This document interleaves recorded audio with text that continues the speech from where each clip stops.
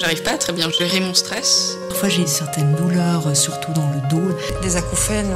Un jour sans angoisse, je connais pas.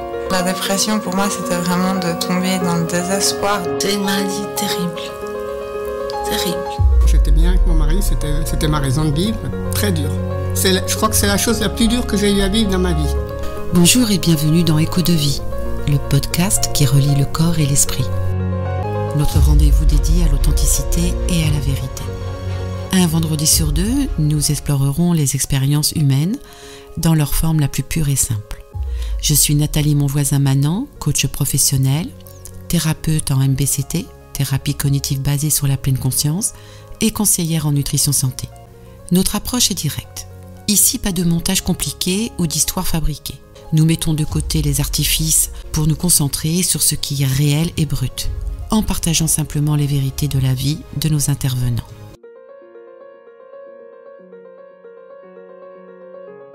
Aujourd'hui, nous poursuivons le voyage entamé avec le témoignage émouvant de Chantal lors de notre précédent épisode.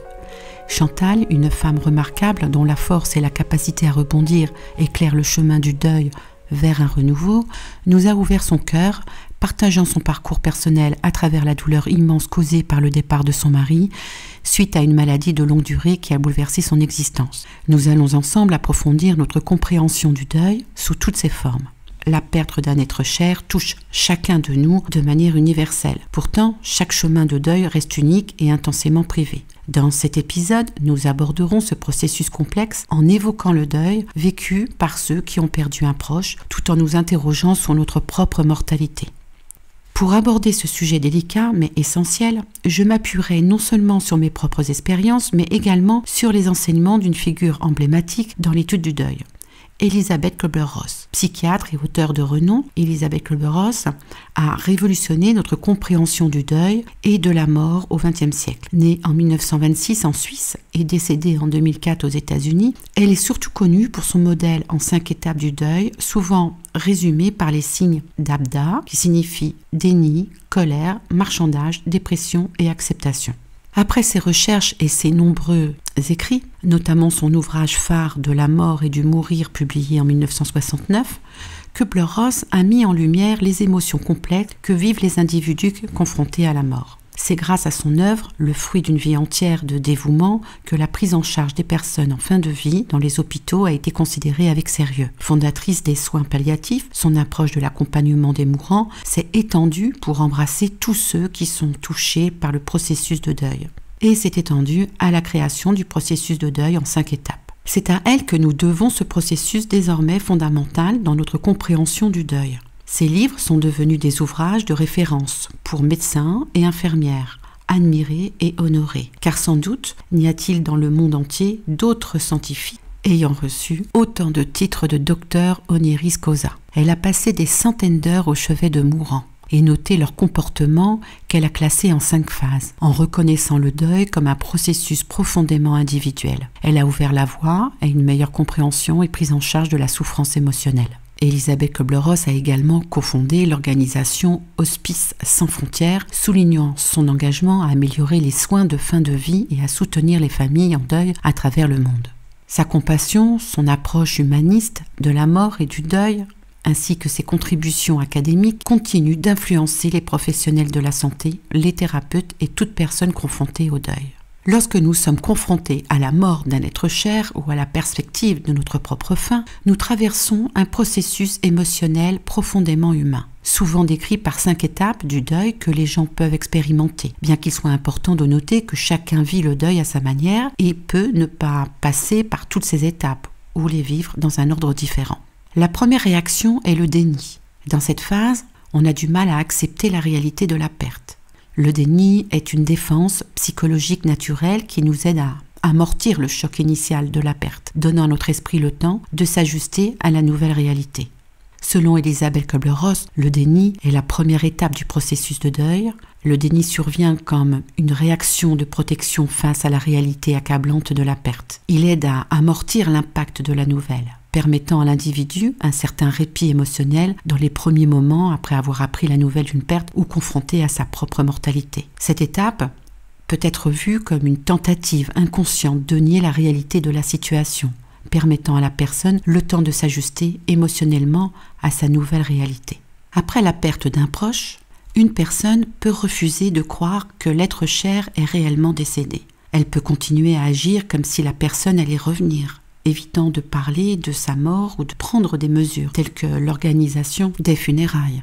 Un exemple courant est d'attendre que la personne décédée revienne à la maison, malgré la connaissance intellectuelle de sa mort. Face à une maladie de fin de vie, lorsqu'un individu est diagnostiqué avec une maladie terminale, le déni peut se manifester avec un refus d'accepter la gravité de la situation. La personne peut insister sur le fait que les médecins se sont trompés ou chercher de nombreux autres avis dans l'espoir d'un diagnostic différent, ou ne pas arriver à le croire, tout simplement ne pas réaliser ce qui se passe. Après l'annonce d'une rupture significative dans un couple ou un membre de sa famille ou un ami, dans ce contexte d'une fin de relation importante, le déni peut prendre la forme d'un refus d'accepter que la relation soit réellement terminée. Cela peut inclure des comportements comme continuer à envoyer des messages ou à appeler l'autre personne, ou refuser d'enlever ses affaires de chez soi, ou refuser de ne pas refaire sa vie après un divorce. Un divorce peut s'appeler aussi une petite mort. Dans tous ces exemples, le déni sert de mécanisme de défense initial, aidant l'individu à gérer la douleur et le choc de la perte. Avec le temps, et souvent avec le soutien approprié, la personne commence à reconnaître et à accepter la réalité, ce qui lui permet de progresser vers les étapes suivantes du deuil. Une fois que le déni et le choc commencent à s'estomper, la douleur de la réalité émerge. On peut se sentir frustré et impuissant, ce qui conduit souvent à la colère. La colère est une phase indispensable au processus de guérison. Nous devons l'accepter. Mais même si elle semble ne jamais vouloir s'apaiser, plus nous ressentons de la colère, plus vite elle se dissipera et plus vite nous guérirons. La colère jette un voile sur une multitude d'émotions qui s'exprimeront en temps voulu. La colère est l'émotion que nous savons le mieux gérer. Nous la nourrissons afin de réprimer provisoirement des sentiments que nous ne sommes pas encore capables d'assumer. La colère peut paraître dévastatrice, mais dans la mesure où ses ravages ont une limite dans le temps, elle constitue un instrument de gestion émotionnelle. Lorsque ces premières vagues auront reflué, vous serez alors prêt à creuser plus profondément. Elle ressurgira toutefois de nombreuses reprises et souvent sous différentes formes. La colère n'a pas de limite. On peut s'indigner contre les proches, les médecins, contre soi-même et contre Dieu aussi. La colère peut prendre diverses formes. On peut être furieux contre le défunt parce qu'il n'a pas suffisamment pris soin de lui ou, sans le vouloir, de ne pas avoir mieux veillé sur lui. La colère n'est pas nécessairement logique ni fondée. On peut être en colère après soi-même et également s'indigner de n'avoir rien vu venir. Quand il n'y a plus rien à faire, la rancune peut être dirigée contre les médecins qui n'ont pas su sauver celui ou celle que nous aimions tant. Ou bien l'on peut se révolter contre le mauvais sort. On peut aussi être en colère d'avoir été abandonné, privé des moments qui nous restent à vivre avec le défunt. Peut-être pensez-vous qu'il ne nous reste pas suffisamment de temps. Peut-être pensez-vous que nous n'avons pas eu le temps de finir ce que nous avions à faire quand nous sommes personnellement concernés. Intellectuellement, nous savons que nos proches, nos défunts ne voulaient pas mourir ou que nous ne voulions pas mourir nous-mêmes. Et émotionnellement, en revanche, nous ne savons qu'une chose. Il est mort ou je vais mourir. Ce qui n'aurait pas dû arriver ou ce qui ne devrait pas arriver. En tout cas, pas tout de suite. Il est important de noter que la colère n'éclate qu'une fois que l'on a acquis le sentiment de pouvoir affronter l'avenir sans la personne disparue. Sur le coup, vous serez étonné d'avoir survécu à la tragédie, puis vous serez assailli par la tristesse, la panique, la douleur, la solitude, mais surtout par une violente colère. Vos proches et vos amis pourront être déconcertés par cette réaction émotionnelle survenant juste au moment où vous paraissez commencer à vous remettre. Peut-être vous en voudriez-vous d'avoir rien fait pour empêcher le drame. Non pas que vous en aviez le pouvoir, mais vous le désiriez. Or, la volonté de sauver une vie n'est pas le pouvoir de contrecarrer la mort. Probablement seriez-vous en colère de vous retrouver dans une situation que vous n'aviez pas anticipée, pas méritée ni souhaitée. Un homme en deuil avait confié à Elisabeth Kübler-Ross: Je suis furieux d'être obligé de continuer à vivre dans un monde où elle n'est plus, où je ne peux pas lui parler, la voir. Je l'aimais. J'avais besoin d'elle et je ne la trouve nulle part. Elle n'est pas vraiment à l'endroit où elle repose maintenant. Son existence spirituelle hors de ma portée. Je suis perdu et plein de rage. La colère est une phase indispensable au processus de guérison. Vous devez l'accepter, même si elle semble ne jamais vouloir s'apaiser. Plus vous ressentirez de la colère, plus vite elle se dissipera et plus vite vous guérirez. La colère jette un voile sur une multitude d'émotions qui s'exprimeront en temps voulu. La colère est l'émotion que nous savons le mieux gérer. Nous la nourrissons afin de réprimer provisoirement des sentiments que nous ne sommes pas encore capables d'assumer. La colère peut paraître dévastatrice, mais dans la mesure où ses ravages ont une limite dans le temps, elle constitue un instrument de gestion émotionnelle. Lorsque ces premières vagues auront reflué, vous serez alors prêt à creuser plus profond. Tout au long du processus de deuil, la colère ressortira, toutefois à de nombreuses reprises et sous différentes formes. Sous la colère couvre la douleur, votre douleur, une douleur liée à la mort d'un proche ou l'annonce de notre propre mort. Il est naturel de se sentir délaissé et abandonné. Or, nous vivons dans une société où la colère effraie bien souvent. La colère est jugée déplacée, inappropriée, disproportionnée, voire exagérée, parce que beaucoup ignorent comment réagir face à ces sentiments violents. Nous devons néanmoins lui laisser libre cours. Criez si vous en éprouvez le besoin. Réfugiez-vous dans la solitude pour extérioriser votre colère. La colère est une bouée à laquelle s'agripper. Elle structure temporairement le néant de la perte ou de notre future perte. Dans les premiers moments qui suivent un décès, on se sent parfois comme égaré en pleine mer, privé de repères, de moyens de communication. Puis l'on s'indigne, par exemple, contre quelqu'un qui n'a pas assisté aux funérailles, ou qui n'est pas présent à nos côtés, ou qui a une attitude différente maintenant que l'on est malade ou que le défunt n'est plus là. Soudain, on retrouve un élément structurant, cette colère vis-à-vis de cette personne qui devient comme une passerelle vers le rivage, un lien de nous aux autres, un flotteur auquel se raccrocher. La colère est une planche de salut. Ne l'étouffez pas, même si cela vous paraît plus facile. Déversez-la, laissez-la éclater devant un psychothérapeute, un membre de votre famille en qui vous avez confiance. Parlez-en à vos amis. Pleurez, hurlez dans un oreiller. Trouvez des moyens de l'extérioriser sans vous blesser ni faire de mal à quiconque. Marchez, nagez, jardinez, pratiquez n'importe quelle activité physique qui vous permette de l'évacuer. Ne la contenez pas. Au contraire, explorez-la. La colère n'est que l'un des indices de l'intensité de notre amour. Elle signifie que nous progressons, que nous nous autorisons les sentiments jusque-là jugés trop forts à remonter à la surface. Il est important de ressentir sa colère sans essayer de lui trouver un sens. La vie est injuste. La mort est injuste. La colère est une réaction naturelle à l'injustice de la perte. Malheureusement, elle peut nous isoler de nos proches au moment où nous en avons le plus besoin. La colère revêt diverses formes, parfois celle de la culpabilité, une forme de colère contre soi-même. Nous ne sommes pas fautifs. Si nous avions pu changer le cours des choses, nous l'aurions fait. Mais cela n'est pas en notre pouvoir. La colère prouve que nous sommes un être doué de sentiments, que nous aimons. Plus notre colère sera violente, plus nous découvrirons de sentiments sous-jacents. La colère est une réaction immédiate qui masque quantité d'émotions liées au chagrin de la perte ou de notre propre perte.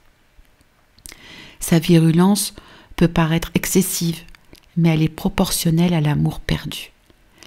Quand elle s'apaise, car elle finit toujours par s'apaiser, le deuil prend alors une nouvelle forme. Ressentez votre colère à fond et ne laissez personne parmi vous la critiquer ou minimiser son importance. La troisième étape du processus de deuil est le marchandage. Durant la phase de marchandage, on tente de négocier avec une puissance supérieure ou avec soi-même dans l'espoir de pouvoir changer la situation.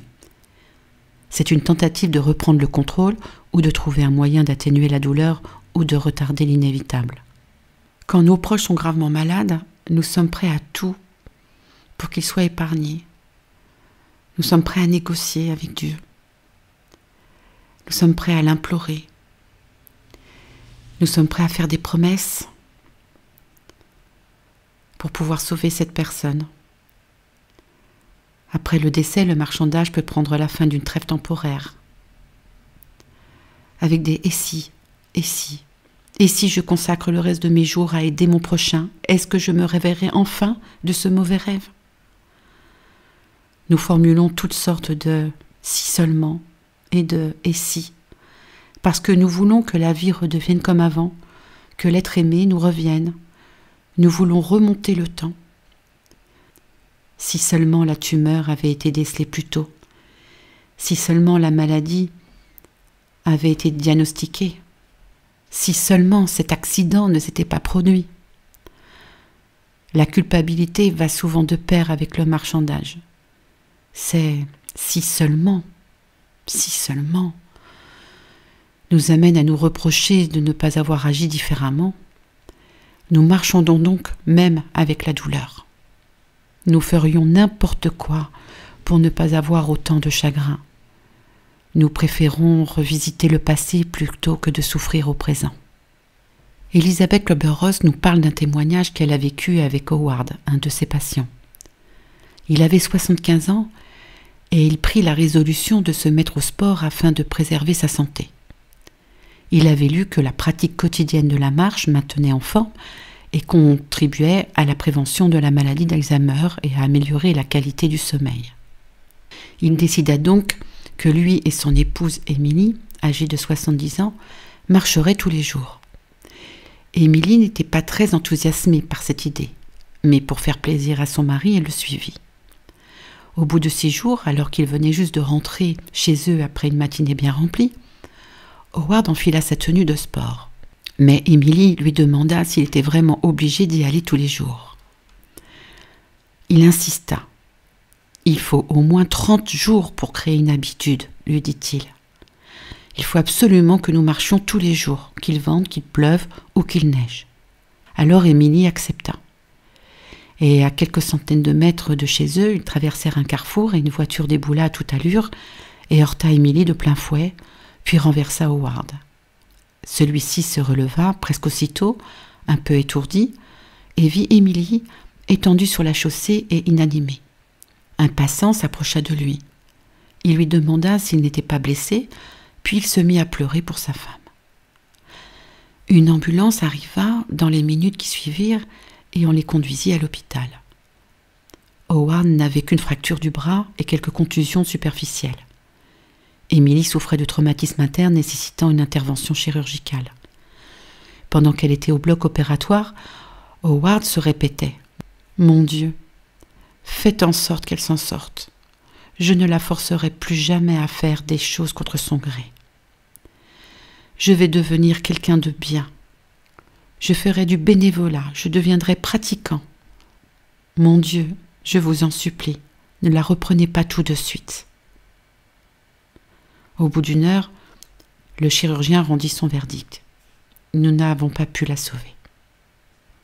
On s'imagine souvent que les états du deuil s'étalent sur une durée se calculant en semaines ou en mois. C'est oublier que ces phases sont des réactions à des sentiments que nous éprouvons tour à tour pendant quelques minutes ou quelques heures. Nous ne traversons pas chacune d'elles selon une chronologie linéaire. Nous entrons dans l'une, puis dans une autre, avec parfois des retours en arrière. Durant les premiers jours de son veuvage, Howard se retrouva aux prises avec des émotions inexplicables. Elle n'est pas morte, ce n'est pas possible, se répétait-il.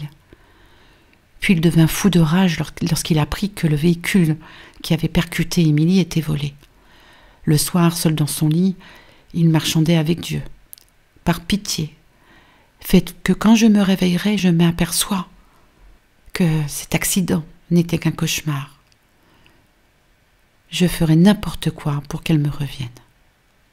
Pendant quelques minutes, il s'imaginait ouvrant les yeux aux côtés d'Émilie et lui racontant son horrible rêve.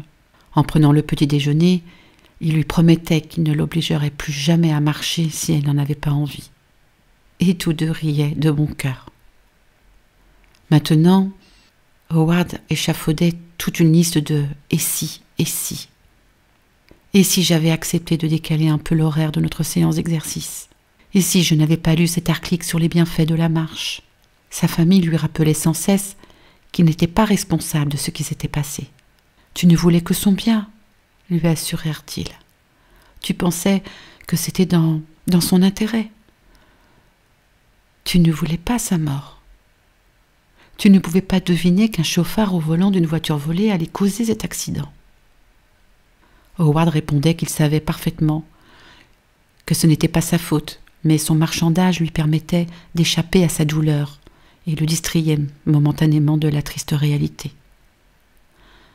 Pendant 6 mois, le déni, la colère et le marchandage furent ses compagnons de tous les instants.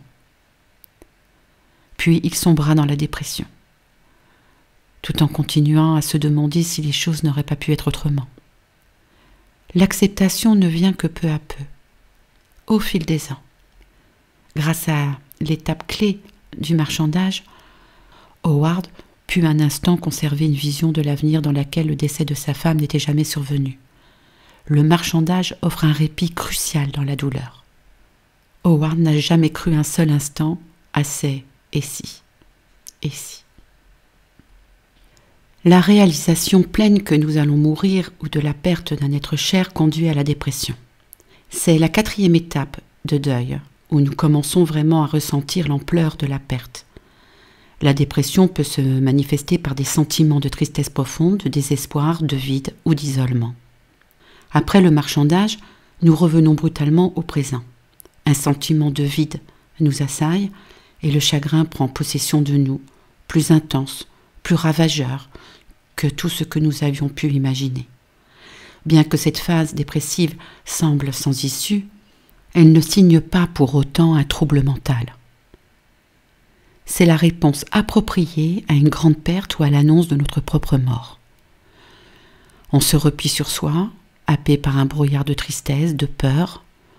On se demande à quoi bon tout cela, notre existence, a bien pu servir. On se demande à quoi bon continuer sans l'être aimé. Le jour se lève, mais nous n'en avons que faire. Une voix intérieure nous enjoint de sortir du lit, mais nous n'en avons aucun désir. Nous ne voyons pas de raison de nous lever.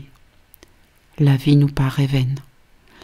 Quitter le lit nous semble aussi pénible que de gravir une montagne. Nous nous sentons lourds. La simple position debout nous demande plus d'énergie que nous n'en avons. Si nous trouvons le courage de nous livrer à nos occupations routinières, elles nous paraissent toutes plus dérisoires les unes que les autres. Pourquoi manger? Pourquoi s'arrêter de manger? Nous ne nous soucions plus de rien. Si nous réfléchissons à ce qui nous arrive, nous en serions terrorisés. Nous ne voulons penser à rien dans cette phase. Consterné, notre entourage multiplie les efforts pour nous tirer de cette apathie. La dépression liée au deuil est trop souvent considérée comme un trouble pathologique auquel il faut remédier. Il est indispensable de mettre un terme à cette idée.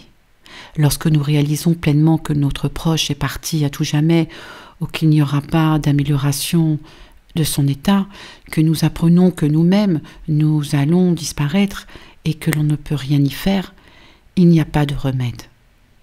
Il est tout à fait compréhensible que cette prise de conscience nous plonge dans un profond accablement. Nos proches s'inquiètent pour nous.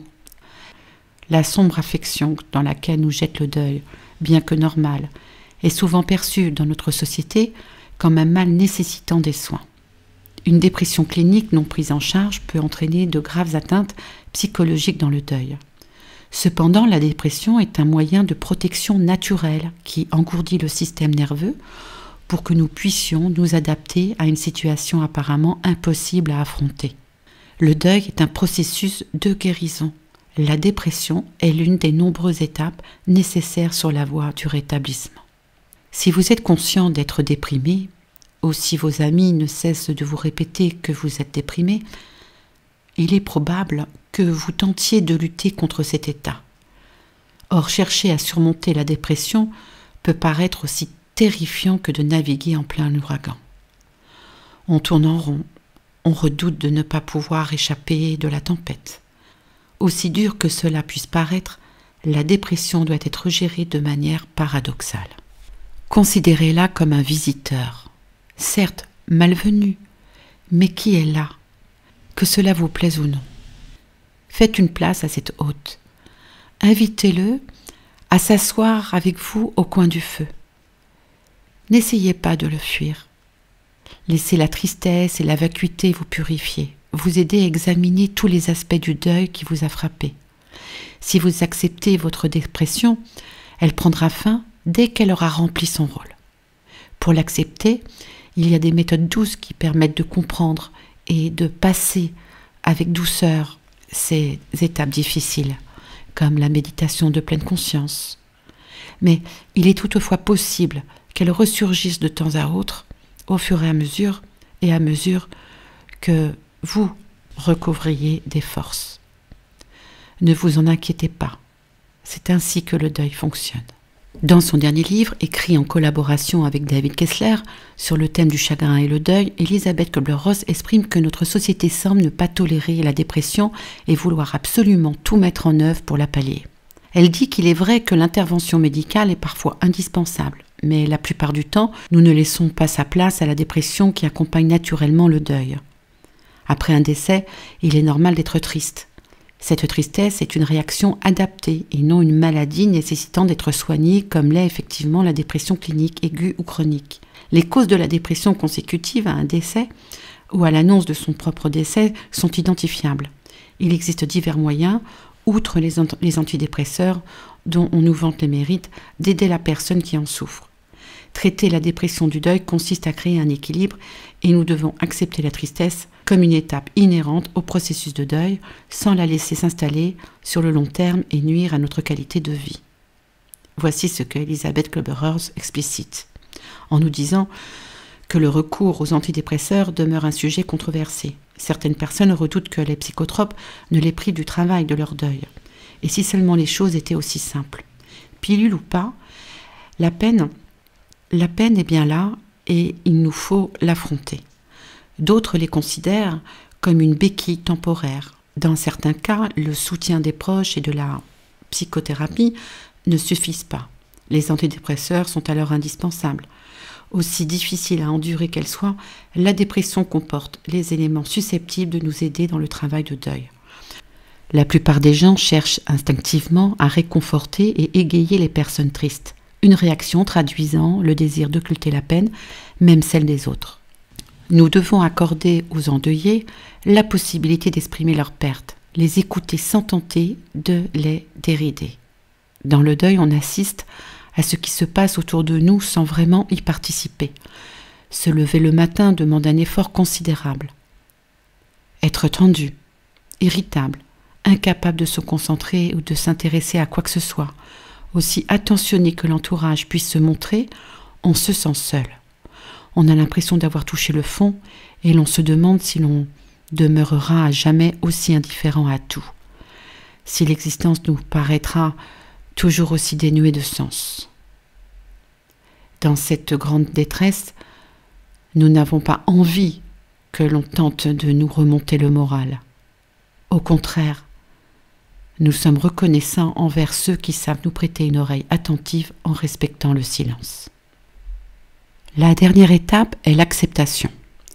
Ce n'est pas nécessairement un moment de bonheur ou de résolution, mais plutôt un moment où l'on accepte la réalité.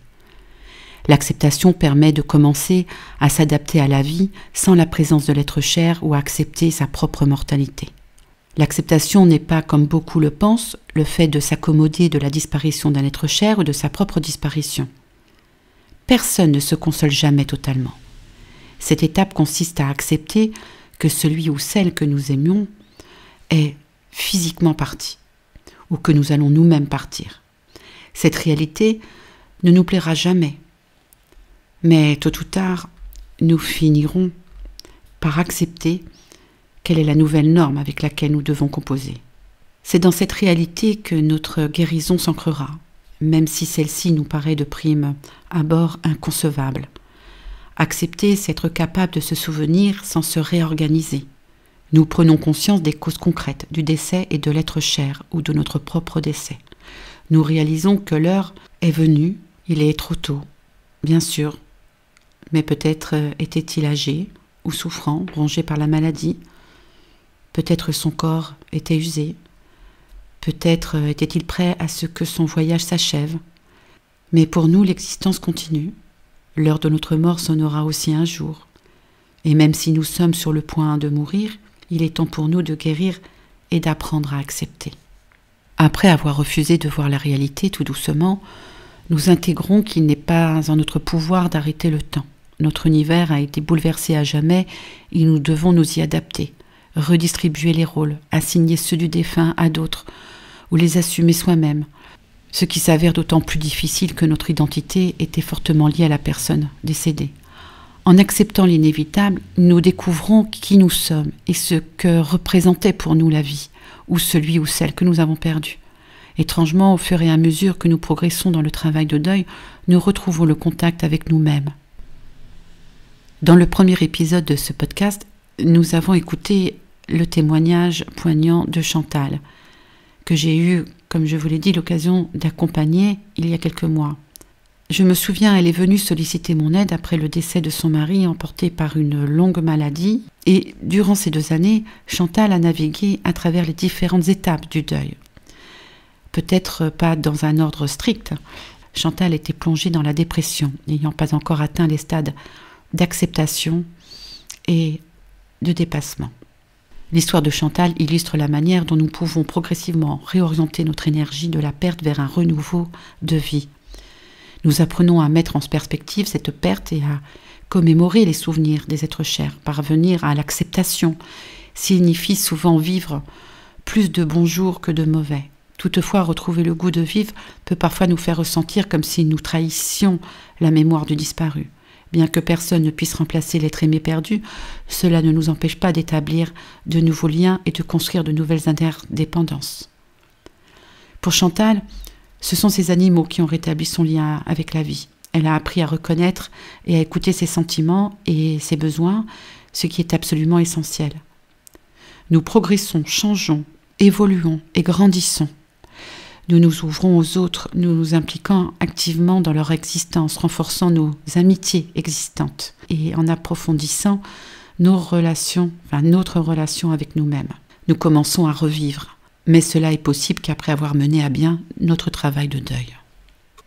Lorsque Elisabeth Kübler-Ross décrit l'acceptation, cette dernière étape dans son processus de deuil, dans le contexte d'une personne mourante, elle ne parle pas d'une paix joyeuse ou d'un bonheur, mais plutôt d'une résignation tranquille face à la réalité de la mort. À ce stade, le mourant a souvent traversé les phases de déni, de colère, de marchandage et de dépression.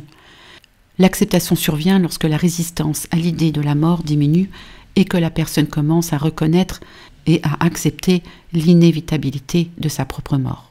Cette phase est caractérisée par un retrait émotionnel et un détachement. Cela ne signifie pas que la personne est complètement apathique ou indifférente, mais plutôt qu'elle a atteint un point où elle peut regarder sa mort de manière plus objective. Le mourant peut désirer passer plus de temps seul, réfléchissant à sa vie, à ses expériences, trouvant un sens ou faisant la paix avec des aspects non résolus de son existence. L'acceptation n'est pas nécessairement une expérience partagée par tous les mourants. Certains peuvent atteindre cette étape après avoir navigué à travers les phases précédentes, tandis que d'autres peuvent ne jamais ressentir une acceptation complète de leur situation. Il est également important de reconnaître que ces étapes ne sont pas linéaires. Les personnes peuvent aller et venir entre les étapes, ou éprouver plusieurs étapes en même temps. Le rôle des soignants, mais surtout des proches, devient crucial dans cette phase. Fournir un espace sûr, un soutien émotionnel, écouter sans jugement, ne pas nier, ne pas faire semblant, ne pas avoir peur, être simplement là, présent et écouter en respectant les souhaits du mourant. L'acceptation telle que décrite par Elisabeth Kübler-Ross, elle nous rappelle l'importance de l'accompagnement et du soutien dans les moments les plus difficiles de la vie, permettant à ceux qui sont en fin de vie de trouver une certaine paix et résignation face à leur propre mortalité. Pour conclure ce podcast sur le deuil, je souhaite parler d'un sujet qui est reconnu de moitié par la communauté scientifique. La vie après la vie. La communauté scientifique aujourd'hui est, on peut bien le dire, divisée en deux. D'un côté, certains scientifiques affirment que la conscience est un phénomène du cerveau et qu'après notre décès, notre cerveau, qui est la conscience, disparaît à tout jamais. Bien qu'ils n'arrivent pas à le prouver scientifiquement, d'un autre côté, d'autres scientifiques soutiennent que la conscience n'est pas produite par le cerveau, que c'est une énergie quantique qui continue son chemin de vie en dehors du corps terrestre. Le concept fascinant de la vie après la vie, un sujet concernant des millions d'expérienceurs à travers le monde ayant vécu des expériences de mort imminente, EMI en français, NDE en anglais, des figures emblématiques telles que Raymond Moundy et Elisabeth Kübler-Ross ont été pionnières dans l'étude de ces phénomènes, recueillant des témoignages auprès de patients en fin de vie durant des années. Leurs travaux ont ouvert une fenêtre sur ce qui pourrait nous attendre au-delà du voile de la mort, offrant à la fois réconfort et une nouvelle perspective sur l'au-delà. Les EMI sont des expériences rapportées par des individus qui ont été à la limite de la mort ou qui ont traversé des situations de mort clinique, mais qui sont revenus à la vie. Ces récits partagent des caractéristiques communes, telles que la sensation de quitter son corps, l'expérience d'une lumière intense, empreinte d'amour inconditionnel, la revue rapide de la vie passée, et parfois des rencontres avec des êtres chers décédés, ou des entités spirituelles. Ces expériences transcendent les barrières culturelles, religieuses et géographiques, suggérant une dimension universelle de l'expérience humaine face à la mort. Raymond Moundy, dans son livre « La vie après la vie », a été l'un des premiers à systématiser et à donner un cadre de ces expériences, les catégorisant et les analysant de manière scientifique. De son côté, Elisabeth Kübler-Ross, dans son livre « La mort est un nouveau soleil », partage sa vision de la mort en utilisant un langage accessible, même aux très jeunes enfants mourants. Elle compare la mort physique et la métamorphose d'un papillon quittant son cocon. Le cocon et sa larve symbolisant le corps humain éphémère, une simple demeure temporaire. Mourir, selon elle, est semblable à déménager dans une maison plus belle. À travers ses interactions avec des patients en phase terminale, à explorer la dimension émotionnelle et spirituelle de la mort, soulignant l'importance de l'acceptation et du processus de deuil.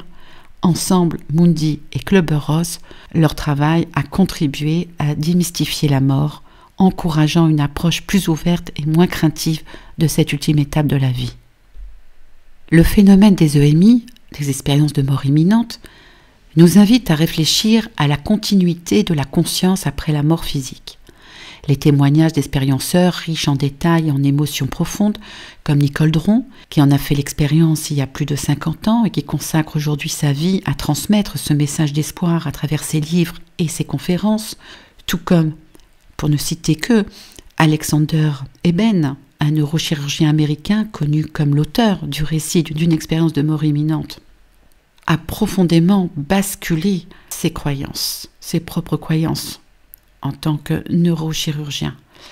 Et bien d'autres, voire des milliers d'expérienceurs dans le monde suggèrent que la mort pourrait ne pas être la fin, mais plutôt une transition vers un autre état d'existence.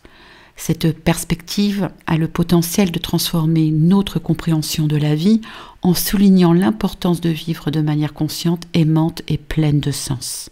Dans les moments les plus silencieux qui précèdent le départ de cette vie, certains vivent des rencontres d'une beauté et d'une profondeur insoupçonnées. Ces expériences, connues sous le nom d'expériences de fin de vie, EFV, ou d'état de conscience accru au seuil de la mort, nous dévoile aussi un aspect fascinant du passage de l'existence. Depuis les premières observations du XXe siècle par des pionniers comme Bosano et Barrett, ces phénomènes captivent et interrogent. Imaginez, dans la tranquillité d'une chambre, alors que des âmes en phase terminale naviguent dans les profondeurs d'un coma, des personnes perçoivent des présences au pied de leur lit. Les recherches révèlent que jusqu'à la moitié de ces âmes, encore conscientes, témoignent d'une visite mystérieuse, un moment suspendu entre deux mondes. Ces visions étranges, similaires à travers les cultures et les croyances, suggèrent une continuité de la conscience qui transcende la mort. Dans les 72 heures précédant leur ultime souffle, certains évoquent la visite de proches disparus, de figures angéliques, ou la vue de paysages d'une splendeur ineffable. Des moments souvent éphémères surviennent généralement chez ceux dont l'esprit n'est pas voilé par les médicaments, la fièvre ou les troubles de l'esprit. L'étonnement face à ces visions est universel, touchant croyants comme sceptiques, et apportant une certitude intérieure indéfectible sur leur réalité. Ces expériences offrent un réconfort profond aux âmes en transition, leur procurant un bien-être inattendu même après des jours de souffrance. Elles apaisent, transforment l'état d'esprit, remplaçant les cœurs d'une sérénité et parfois d'une euphorie anticipant la paix à venir. La peur de la mort, cette ombre qui nous suit tout au long de la vie, s'évanouit presque complètement, laissant place à une acceptation paisible, voire à une attente joyeuse. Les visions rapportées sont profondément personnelles, souvent peuplées de visages aimés et chéris, ayant précédé dans l'au-delà. Une mère, un père, des grands-parents, des amis fidèles sont là. Elles sont accompagnées de symboles de passage tels que des ponts ou des portes, d'une lumière d'une pureté indescriptible, offrant une promesse de continuation au-delà des limites de notre monde physique. Face à ces récits, l'entourage, souvent désemparé ou sceptique, se trouve devant un mystère bouleversant. Ces visions distinctes des hallucinations par leur nature apaisante, leur brièveté et leur pertinence nécessitent une écoute empreinte d'empathie et de respect. Elles ne sont pas des signes de confusion, pas des fenêtres sur une réalité plus vaste, invitant à un accompagnement empreint de compassion et d'ouverture d'esprit. Ainsi, dans ces derniers instants, où le voile entre les mondes semble s'amincir, les expériences de fin de vie nous rappellent l'importance de chaque passage, offrant une vision réconfortante et transformante de la mort, non pas comme une fin, mais comme un seuil vers un nouveau commencement. Et pour ceux qui aimeraient approfondir le sujet, j'ai récemment été touchée par la lecture de nombreux commentaires de personnes ayant partagé les visions de fin de vie de leurs proches sur la chaîne YouTube Témoignages, Témoignages avec un S, est une chaîne qui se consacre aux interviews de personnes ayant vécu des expériences de mort imminente et offre la particularité de traduire les récits de ces expérienceurs en allemand, en anglais et en français. Vous y découvrirez de manière surprenante de nombreux commentaires, touchants, troublants, sous la vidéo intitulée « Les visions au seuil de la mort », et attestant que ce phénomène est loin d'être isolé et une simple vue de l'esprit. En conclusion, les visions à l'approche de la mort enrichissent notre compréhension de la fin de vie, offrant un aperçu réconfortant de la possibilité d'une existence au-delà de la mort physique. Nous ne sommes pas seuls et nous ne mourrons pas seuls. Nous sommes accompagnés. Elles témoignent aussi d'une transition vers une réalité où l'amour, la paix et la beauté prévalent, changeant profondément notre perception de la mort et de la vie elle-même.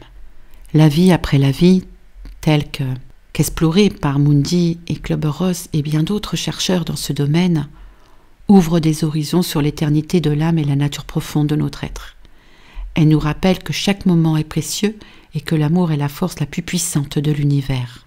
En définitive, étudier ces expériences ne nous éclaire pas seulement sur ce qui pourrait nous attendre après la mort, mais enrichit surtout notre expérience de la vie, nous incitant à chercher des réponses aux questions les plus profondes sur notre existence. Chers auditeurs, en concluant notre exploration sur le deuil et sur les mystères de la vie après la mort, je tiens à exprimer ma profonde gratitude à Chantal pour son témoignage dans ce voyage émouvant et révélateur, et votre écoute. Ensemble, nous avons parcouru les terrains parfois tumultueux des 5 étapes du deuil, déni, colère, marchandage, dépression et enfin l'acceptation. Ces étapes, bien que distinctes, font partie intégrante d'un processus de guérison et d'acceptation, nous rappelant que le deuil est un chemin aussi personnel qu'universel. En traversant ces phases, nous avons découvert que le deuil ne se limite pas à la perte d'un être cher. Il englobe aussi les expériences de fin de vie, ces visions au seuil de la mort qui nous révèlent des aperçus d'une existence au-delà de ce que nous connaissons. Ces moments de clarté et de paix offrent non seulement un réconfort aux mourants, mais éclairent également notre propre compréhension de la vie, de la mort et de ce qui pourrait se trouver au-delà.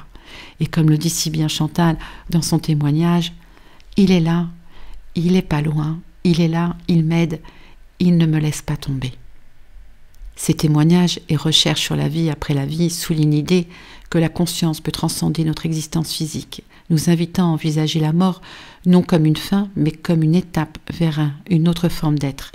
Il nous encourage à écouter avec empathie, à offrir notre soutien avec amour et à reconnaître la valeur transformatrice de ces expériences. En réfléchissant à notre propre voyage à travers les étapes du deuil, nous apprenons l'importance de l'acceptation.